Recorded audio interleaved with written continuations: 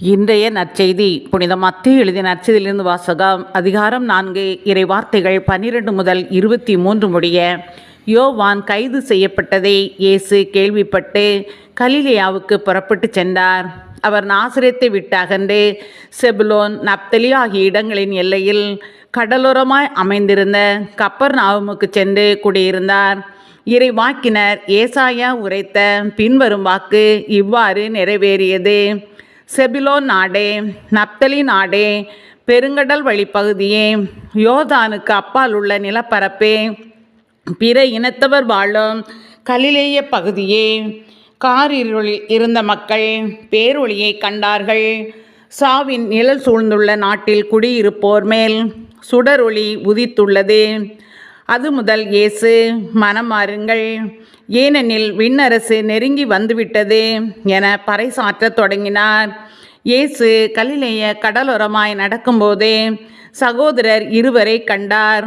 ஒருவர் பேதுரு எனப்படும் சீமோன், மற்றவர் அவர் சகோதரரான அந்திரேயா.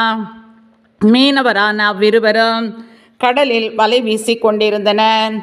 இயேசு அவர்களை பார்த்து, என் பின்னே வாருங்கள், நான் உங்களை மனிதரை பிடிப்பவர் ஆக்குவேன் என்றார்.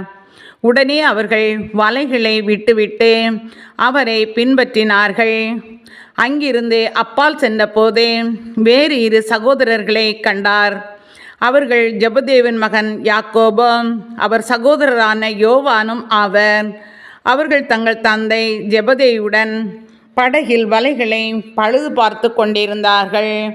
இயேசு அவர்களையும் அழைத்தார். உடனே அவர்கள் தங்கள் படகையும் தந்தையையும் விட்டுவிட்டு அவரை பின்பற்றினார்கள்.